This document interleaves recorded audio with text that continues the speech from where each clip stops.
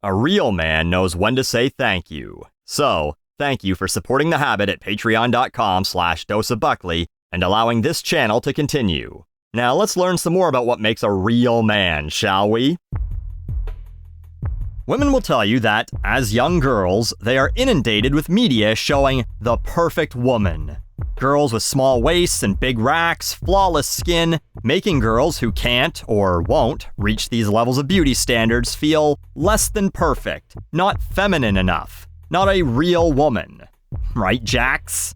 They'll tell you this as if it's a unique experience.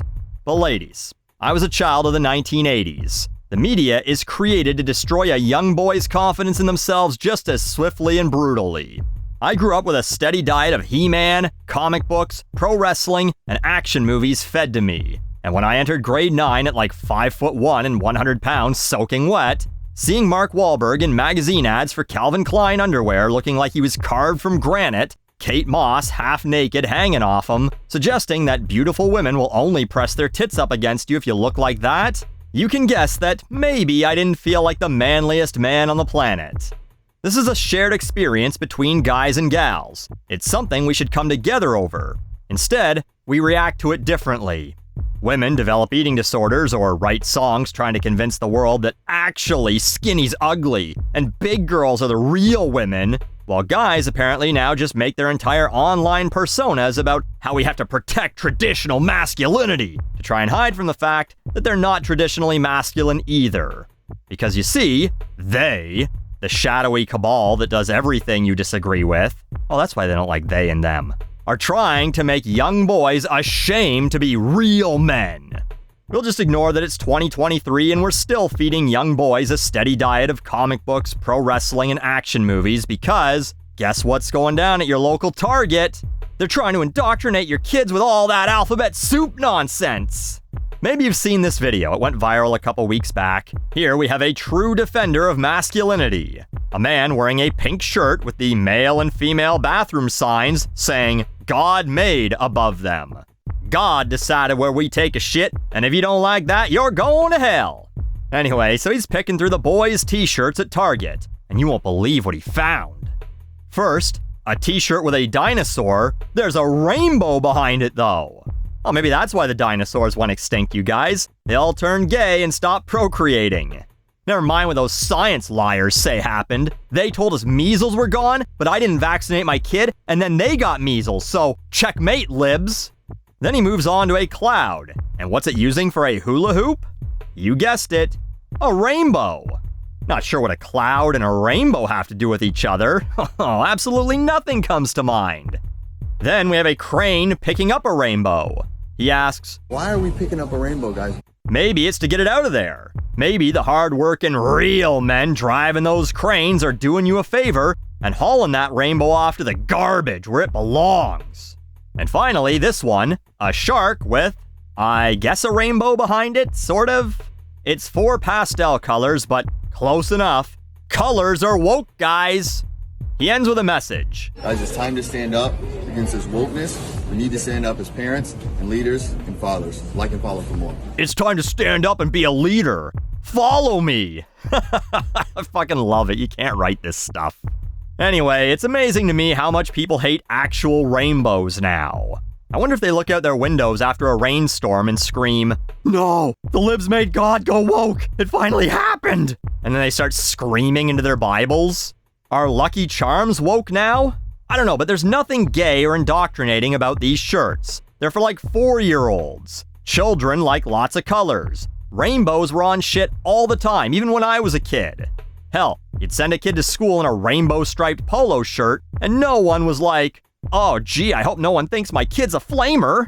But hey, maybe your boy doesn't like rainbows. Or you don't like your boy liking rainbows. And sure, you could teach your kid that a real man wouldn't give a shit what anyone thinks about what they're wearing, but you know what?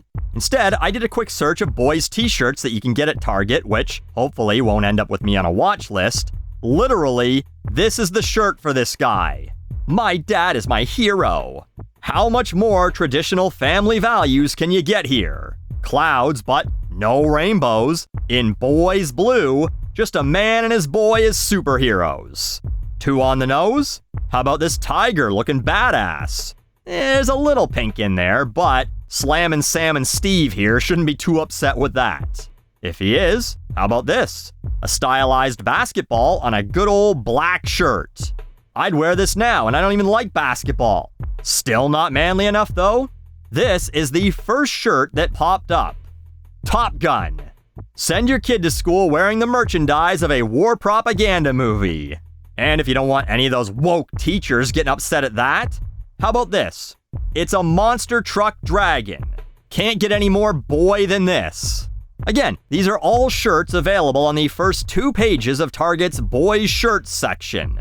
Many of them under the same brand as Rainbow Crane, all available in the very store that he's at. But like, does this guy realize that things change? That the standards of what boys and men wear have changed? The irony of him not understanding this is crazy. Like, if you showed a picture of this guy to a man in 1950 and said, "This is how men dress in the future," they'd say, "No, I don't know what this is, but he's certainly not a man. A t-shirt is an undershirt. It's white only, and it's worn under your real shirt, a button-up shirt with sleeves and a collar. These tight black shorts? That might be fine at the beach. Have some respect for yourself and put pants on when entering a place of business. And why isn't he wearing socks?" Maybe you'd explain that they make socks for men that come up under the ankle, so as to allow men to show their ankles and calves off. And they'd say, "What fruit came up with that idea? Who would ever want to see a man's calves or ankles? And what are those shoes anyway? Sneakers? Does he wear them all the time so that he's able to run away from the real men who chased him into this store for dressing like this?" You'd maybe explain that he's there shopping for clothes for his child, to which they'd answer, "What? What's a man doing in a store shopping for children's clothing in the first place? That's the woman's job."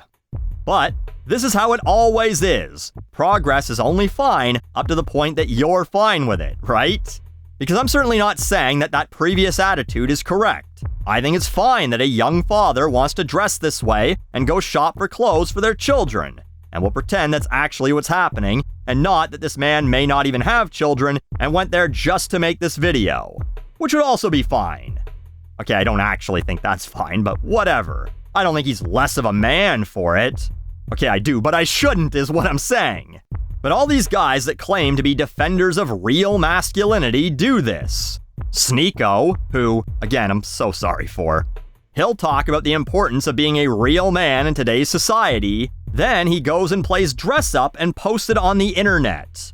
Like, less than 30 years ago, which I guess is before his time, if a man dressed like a movie character, it better be for Halloween only. And you certainly wouldn't tell anyone. You did it because your girlfriend really wanted you to go to that stupid party and you didn't want to fight about it. Otherwise, you were one of those sad man children who were going to those comic book conventions. Matt Walsh and Ben Shapiro, they'll talk about preserving masculinity and how boys are taught to hate their masculinity. But they wear masculinity as a costume, often to protect their own fragile feelings. Matt Walsh absolutely grew that beard because people made fun of his weak chin. I guarantee it. And I would bet the amount of time that he spends grooming it would not have been considered manly to people with beards 50 years ago. He wears plaid to pretend he's just a common working man, doesn't look like he's done a day of hard labor in his life. Ben goes and buys one sheet of wood from a Home Depot like he's ever actually built anything with his hands. He sounds like a member of the Lollipop Guild, and he also occasionally tries to grow a beard so he doesn't look like a 13-year-old boy, but he always ends up looking like a 13-year-old boy trying to grow a sad, patchy beard. And then they go, "Everyone hates us because we are too masculine for them." Yeah, that's it. No, they hate you because your brand of masculinity is just complaining that no one likes real men like you anymore. When the real men out there are the dudes going to work, providing for their families, coming home and playing with their kids, and not bitching about how hard it is. The dudes volunteering in the community as coaches and mentors. The guys not crying about rainbow shirts in a Target. Who do you propose as a masculine role model? Ask some guy on Twitter who wonders if not Tate, Tucker, or Rogan, and certainly not some noodle-armed NPR guy, because again, masculinity equals big muscly arms, then who is supposed to raise our children to be real men? Again, how about those men who are out there being real men every day, who don't conveniently also have shit to sell you or need you to like and follow them? If you think that the only way boys and young men can learn about being a real man is through the ramblings of whoever's got the biggest online platform, that will do more damage to masculinity than a rainbow dinosaur shirt ever will.